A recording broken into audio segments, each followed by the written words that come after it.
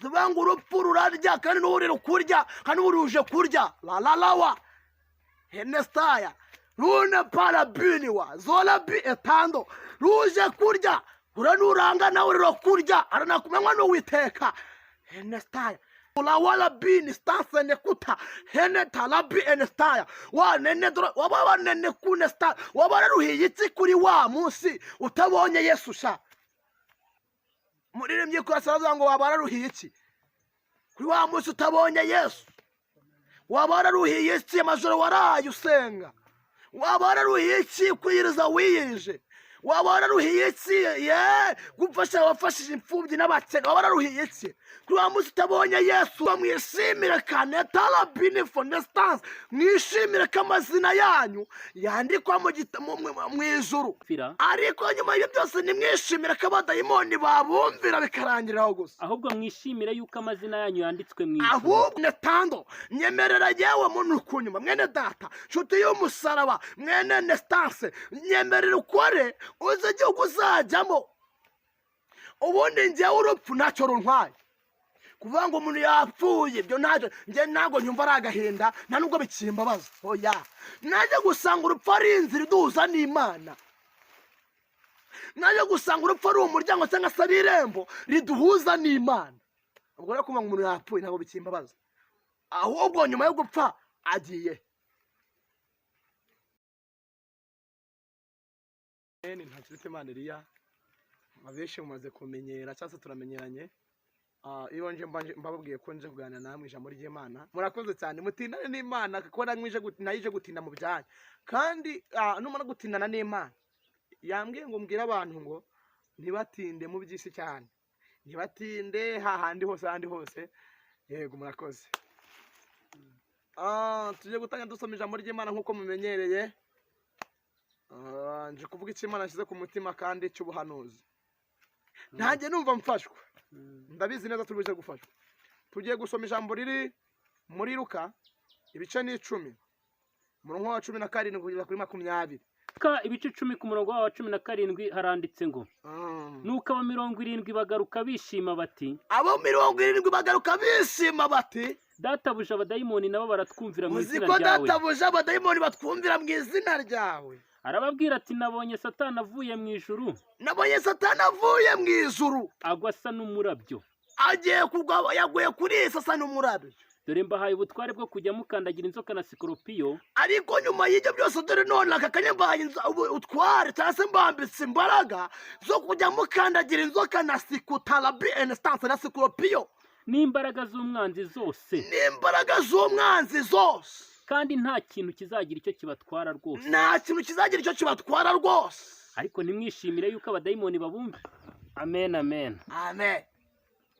muri nakanya kubasengera ngo ako kanya ngo Yesu babandi yatumye 70 buryo zambo twasomye ngo baza kuza bishimye cyane ngo babwira Yesu ati Yesu we atuzi ko n'abadayimoni batwumvira ati mu izina ryawe Yesu ntiyabaca intege nabaga ati rwose ni byiza kuba mwumviwe n'abadayimoni ni byiza kuba mwabacyashye bagahunga ni byiza nimukoresha izina ryanjye bazagenda ndetse nimunyambaza mu izina ryanjye bazagenda ndetse nimunsaba mu izina ryanjye muzahabwa ndetse ninetarabi enefonestaya ndetse nimunetambine tandorevo nimusenga mwize mu izina ryanjye muzabura icyo mushaka arababwira ati ni ukuri ni byiza cyane kuba mwumviwe n'abadayimoni ni byiza ariko dore nagiye kurambura Satani amanukiye isi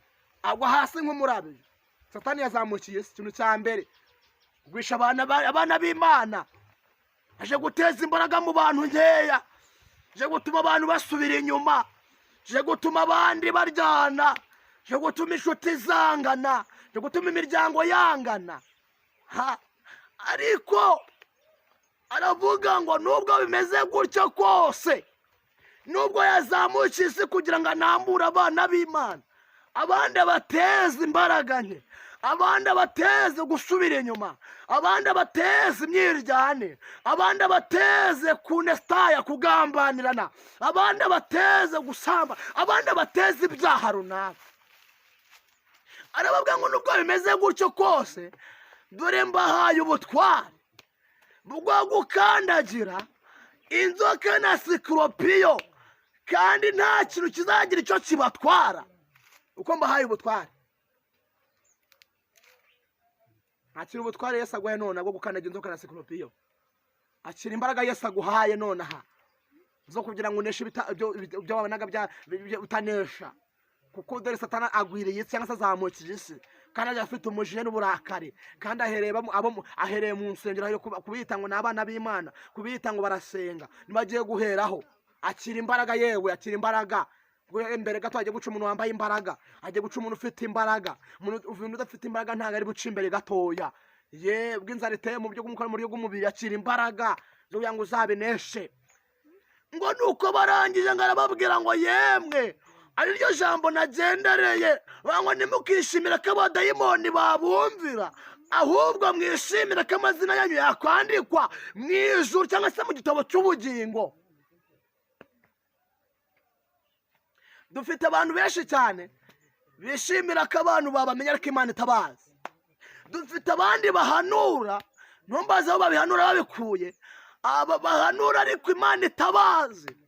Dufite abandi bantu baririmba ariko Imana itarigeze no kumva indirimbo yabo n'imwe.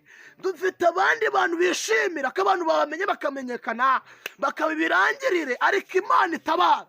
Ariko nshuti yanjye, mwene data, wowe wumvishira ijambo nonaha, wikishimira ko abantu bakumenye Imana itakuzi. Reka Imana ibanze ikumenye, cyangwa se Imana ibanze izigo, mbese reka Imana ibanze ikumenye, nimara kukumenya izi kumenyekanishe n'ahandi hantu. Muririmbyi kurasaba ngo waba wararuhiye iki kuri wa munsi utabonye Yesu? Waba wararuhiye iki amajoro waraye usenga? Waba wararuhiye iki kwiyiriza wiyirije? Waba wararuhiye iki gufasha abafashije imfubyi n'abakene? Waba wararuhiye iki kuri wa munsi utabonye Yesu? La wala bini stase nekuta heneta labi enestaya wa nene dro waba wanene kunesta. Waba wararuhiye iki kuri wa munsi utabonye Yesu sha? Were kwishimira ko abantu bakumenya, ahubwo ishimire ko izina ryawe ryakandikwa mu ijuru. Dufite abantu abahora biyamamaza ngo urumva ngo nagurikije ibirema, ngo urumva ngo nahumuye impumyi, ngo urumva ngo naravu. None se ubundi wowe uretse Yesu noneho wajya kureba ugasanga mu muryango w'iwabo nta muntu wigeze wiga no kuvura amaso, nta wigeze wiga mbese iby'ingingo z'umubiri, ahubwo ugasanga yahumuye ngo yahagurukije. Ubundi uretse Yesu wenyine uhagurutsa, ninde muntu wahagurutsa? Nyine babivuga nabi, ariko nibongeye biga kuvuga. Bongera biga kuvuga. Ntabwo ari wowe uhagurutsa, ahubwo Yesu uri muri wowe niwe uhagurutsa ibirema. Yesu uri muri wowe niwe uhumura impumyi. Pana kuvuga ngo njye nahagurukije. Wahagurutsa nde? Wahagurutsa nde? Wahumura nde? Ndetse mu bigaragara tubona ushoboye kutanashobotse. Uretse Yesu wenyine wakwemeye, wari ugaragara nkaho ushoboye kandi udashobotse, ninde muntu wundi wari kukwemera? Were kwishimira ko abantu bakumenya, ahubwo ishimira ko wamenywa mu gihugu cy'ijuru. Ishimira ko wakwandika mu gitabo cy'ubugingo. Abantu benshi bishimiye ko abapasiteri babamenye, babayoboye, Imana itabishimiye. Bandi bishimiye ko abantu babibirangirira bakagera ku isi, ariko Imana itabazi. Ishimira ko Imana ikuze. Mbese haranira kumenywa n'Uwiteka aho kumenywa n'abantu. Haranira kumenywa n'Uwiteka. Netaya enestanse, haranira kumenywa n'Uwiteka. Were kugira ngo abantu bakumenye bakakumarira iki?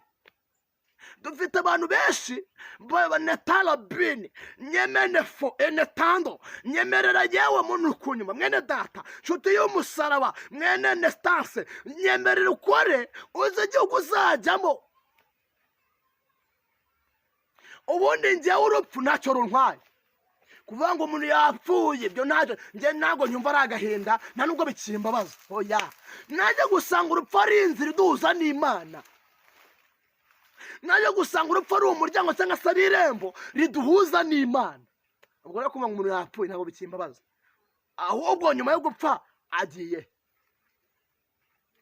nyuma yo gupfa tuje gusanga ari irembo riduhuza n'Imana ahubwo nyuma yo gupfa ugiye haranira kumenywa n'Uwiteka abantu bakumenya ntibagicyo kukumarira abantu bakumenya ejo kaguhinduka abantu benshi bishimiye ko bahanura bandi bishimiye ko babwiriza bandi bishimiye ko babirangirire bandi bishimiye ko baririmba bakamenyekana bandi bishimiye ko bakora bakamenyekana abandi bishimiye amatitire runaka ariko ibyo ntacyo bimaze Imana itakwishimiye Imana itakuzi ntacyo bimaze n'ubusa labinifo ndonema zolevone staya zobrere ntacyo ibyo bikimaze n'ubusa bizaba umuyonga muririmbyi kwaze windirimba ngo wabararuhiye iki ndabati ibyo byose komeza ubirundarunde ibyo byose bizahinduka kamanyu tw'umutsima gusa nta nubwo uzabye kandi biruhiye cyatse warana kumenywa n'Uwiteka harana kumenywa n'Uwiteka nizo jambo mbazaniye harana kumenywa n'Uwiteka harana gukundwa n'Uwiteka kuko Uwiteka namara kuza uretse kwisobanura mu kibazo urimo ahubwo rero Uwiteka aza gusobanura n'amakugusobanura agusobanura n'abatari gusobanukiwe tandonema zolevone staya tandotakuta mana labini fone staya Imana ishimwe haranira kumenywa n'Uwiteka twagiye tubona abantu b'ibirangirire benshi cyane abantu akubaka etaje ariko bikarangira apfuye tuvuga ngo urupfu rurarya kandi n'urira kurya kandi uruje kurya la henestaya rune parabiniwa zolabi etando ruje kurya uranuranga nawe urira kurya aranakumenywa n'Uwiteka henestaya enedrome mu yandi magambo nuba muri yo nayo nuba muri yo nayo ikaba muri wowe usaba icyo ushaka uracyemera gihabwa nyuma yo kumenywa n'Uwiteka n'ibintu byose Imana izabiguha tugiye gusenga harana kumenywa n'Uwiteka abantu bakumenya n'ibyo cyo kumarira ngo babigishwa ngo baza kwishima ko birukanye abadayimoni mu izina rya Yesu ngo baza kubyishimira ngo Yesu aravuga ati ni ukuri nimukishimire ngo nagiye kwambura Satani je nk'umurabyo amanukiye isi kandi Satani yazamukiye isi aje kwiteza ibyago n'amakuba aje kwiteza ibyorezo bango kurona ibyo n'ubusa kandi ukoroje toto mwabonetse tandone staya ntacyo murane tarabiniwa ntacyo murabona mwana rira nyina ntiyumve aho umuntu azashaka kwiyahura mwati nabo nanjye nishe bari kubambaza shaka kwitera icyo bagati nanjye abonishe ndi kubabazwa shaka kwiyahura mu nyanja gwati nanjye abonamize kunestase bari kubambaza shaka kwishyira mu kagozi gwati wapi nanjye abona na tarabinifo nanize bari kubambaza tugiye gusenga harana kumenywa n'Uwiteka kurusha uko wakamenywa n'abantu harana kumenywa n'ijuru kurusha uko abantu bakumenya urabwiriza kubwiriza ntacyo bimaze ubwo ntacyo bimaze Imana itakuzi n'ubusa labini nune kuta cyo gufite amafaranga ntacyo bimaze Imana itakuzi hana kumenywa n'Uwiteka tugiye gusenga message n'imbazane niyo ngiyo hana kumenywa n'iki n'Uwiteka ndasenze hana kumenywa n'Uwiteka mwene data musore hana kumenywa n'Uwiteka mukobwa hana kumenywa n'Uwiteka mugabo hana kumenywa n'Uwiteka mubyeyi hana kumenywa n'Uwitene kuta zola bine tandonema zola bi efone stai atandone kuta zene fone sta enegre neneta ebini wa zo brere Imana ishimwe tugiye gusenga message niyo narimbazaniye uri Imana nziza uri Uwiteka uri enestance uri enedrai uri neneta uri zobrere uri enima uri tando uri nenekuta uri netaya uri zobrere uri nematarabini wa uri nenekunestans uri enegrere uri neneleminifo uri enai uri tanowe uri nemandiko uri nestanse netalabine stalabi etaya zola binestanse nekuta ndabasengeye mwizine talabine stanse nedrome nyine nekunegome tando na nestaya ndabasengera wowe kabyana nimbasengeye reka uzubahe kugushakana umwete, reka uzubahe gutinana nawe Yesu, reka uzubahe kugumenetaya ko bane minifo, uzubambike ubwiza bwawe n'imbaraga zawe, reka uzubamaneta rabi efonestaya reneta rabiniwa hene kunestan. Mana ndabasengeye bagire neza, umuntu wese wumvishira ijambo muhe umugisha, umuntu wese wumvishira ijambo reka imbaraga nshya zimunzire, umuntu wese wumvishira ijambo reka Uwiteka umwaga mu gihugu mu mubiri, umuntu wese wumvishira ijambo wari netaya bone wari wambaye ikanzu n'ibizinga reka umwambure ikanzu n'ibizinga umwambike ikanzu yera, umuntu wese wumvishira ijambo yari afite ibicumuro n'ibyago n'amakuba reka ubimukura Uwiteka, umuntu wese wumvishira ijambo yari wo kurimbuka reka utumukura mu gitabo cy'abarimbuka mwandika mu gitabo cy'ubugingo, kandi Imana ntibizahirira aha no kuri wa munsi uzanestance uzanetaya kune gobe uzaba uri ku nestanse turi kubwirana amakuru y'urugendo yuko twarangije amahoro turi mu ijuru, nawe umuntu wese wumvishira ijambo azaboneka muri cya gitambo cy'abera. Ndagushimira ko byose ubyumvishije ngandi mbe nkuko nshaka imbaso cyacu mu izina rya Yesu, amen. Urakoze. Ni umuntu w'Imana Eliya. Nimero yanjye ni 0785 5 7 19 34 nakagaruka. Shalom. Murakoze cyane, Imana ibamere umugisha ukunkurikirana. Amen.